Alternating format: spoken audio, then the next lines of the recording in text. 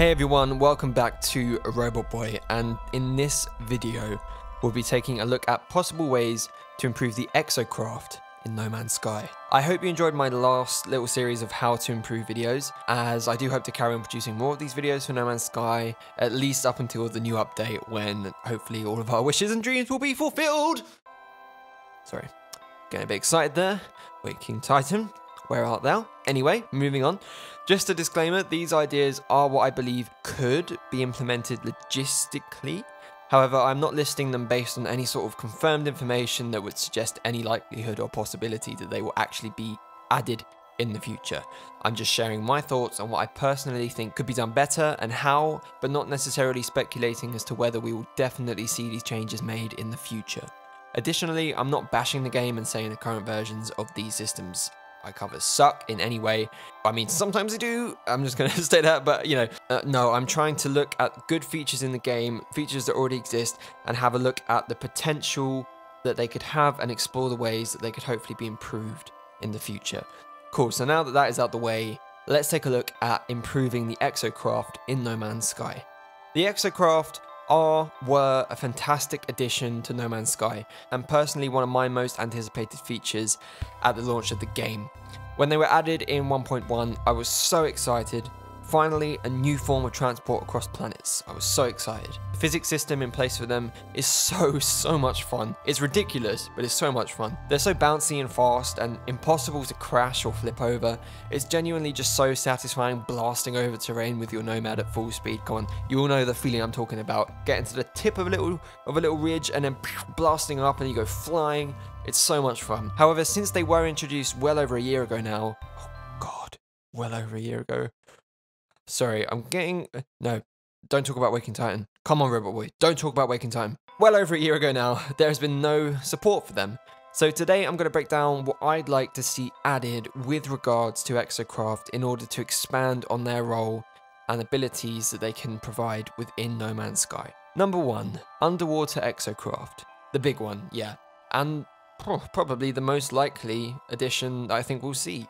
The call for a submarine or something to enable us to traverse underwater has been on so many people's wish lists for a long time now. The oceans of No Man's Sky's worlds are just so out of reach from players unless you play on creative mode. They're tricky to maneuver in and can take bloody ages to get back to the surface and to dry land from them if you happen to swim a fair distance out or a fair distance down. Some planets are covered mostly in ocean, and yet we have no meaningful way to explore them. It would be cool to be able to deploy an underwater Exo-Craft, or maybe even have a land Exo-Craft that can drive slowly. So, okay, imagine even take the Colossus, right? But when you reach the water and drive into it, it turns into a very quick, very fast-moving submarine as soon as it submerges. The oceans are so gorgeous in No Man's Sky, filled with amazing creatures. And hey, maybe we'll see even more exciting underwater critters to find with the new update as well. So if that were the case, it would definitely be great to be able to safely traverse and explore these grand alien seas with even more precision and even more freedom. Number 2, customization. One of the things I was super surprised doesn't work is where you can decide what color the Exo-Craft pad is. So you know when you're building an Exo-Craft pad and you can change the material or the color, that material does not transfer over to the Exo-Craft. I thought that was so odd. Even that basic level of color customization would be a really welcome change for us to adapt our vehicles to the colors of the planet we're on, or if we're just feeling in a certain mood, you know? In terms of physical customization, we don't need a Need for Speed level of parts to swap in and swap out and spoilers and all that, but maybe small things like giving us a few different bumpers, a few different wheels, a few different lights, a few different variations on the hoverjet for the Nomad, things like that, just so we have some sort of ability to make our Exo-Craft a bit more of our own. Number 3, more land Exo-Craft. So this kind of builds on the customization, and maybe you could be interchanged for customization entirely. We got 3 in 1 and none since. By that I mean we got 3 different Exo-Craft in one go, and we've not received any more afterwards. Mods on PC have shown how cool it is to have different types of Exo-Craft, speeder bikes, hover cars, and various other silly designs just to switch it up a bit. Maybe, and this is the bit that I think could be in place instead of customization, maybe give us classes, and then within the classes more variations for the Exo-Craft. So for example, okay, we keep the Roamer, we keep the Nomad, and we keep the Colossus abilities and what those different vehicles give us, but we are then allowed the ability to choose between 3 or 4 different versions of them. Sort of like, you know, we have our ships, we have the different classes of ships, shuttles, fighters, but within that we have different variations of the ships. So something like that would be cool. Maybe, you know, sort of like in Wipeout as well, you can get the different STEM ships but have slightly different variants of them. Obviously not as limitless as the Starship generation, maybe 3 or 4 specific versions, but just having something to choose from would be awesome. Number 4, more racing mechanics. Races are fun, but relatively limited in No Man's Sky. I'm maybe thinking of games such as, you know, Mario Kart, where we get boosters, different styles of checkpoints, abilities, maybe sort of booster abilities, jump abilities, that really mess around with it. Stuff that you can only experience with your Exo-Craft in a race, so that it's not incorporated into the main gameplay mechanics, so you can kind of cheese it like that. But if you start a race, then you can access these different abilities and boosters. With the addition of more functional multiplayer that hopefully is coming in 1.5, I hope this would make sense, as we might be able to actually race against each other's actual Exo-Craft, not floating orbs.